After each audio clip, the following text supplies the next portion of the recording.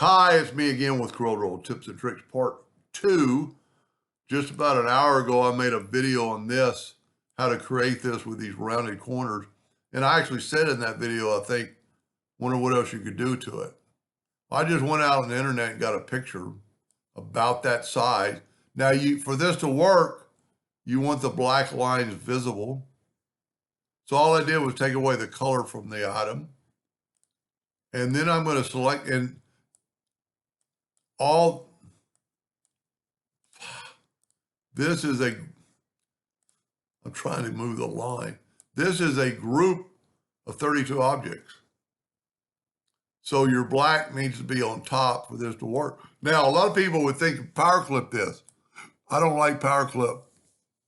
And I'll show you one of the reasons why. I'm going to select this. Now I got two objects selected, and I'm going to go to the intersect tool. And look at that. It put that picture into those little frames. Now we could go, now what I like about intersect, I've still got my picture. You know, if I want to flip this and do it the other way, you know, I can flip it. Now what we can also do is I'm going to hold down the shift tool and hold down the shift key and double click the rectangle. And let's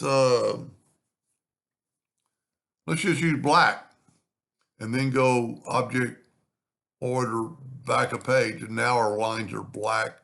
The other ones they weren't really white, they just weren't there. They were transparent. Let's change that back.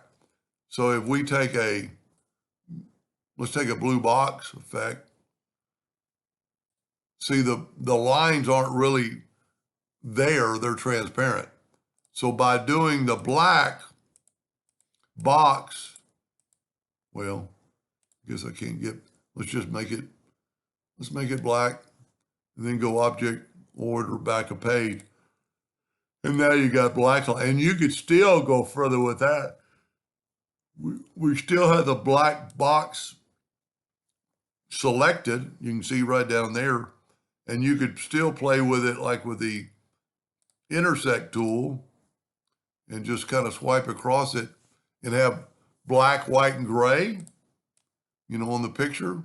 That would look pretty good printed. You know, you could add red and yellow. Of course, the yellow is going to kind of blend in with their shirt, making the orange in the middle.